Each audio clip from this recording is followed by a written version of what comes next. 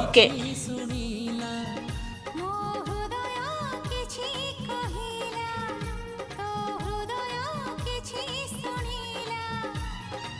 ଦୁଇ ହୃଦୟର ଭେଟ ହେଲା ପରେ ଧୀରେ ଧୀରେ ପ୍ରେମ ହେଲା, ଧୀରେ ଧୀରେ ପ୍ରେମ ହେଲା।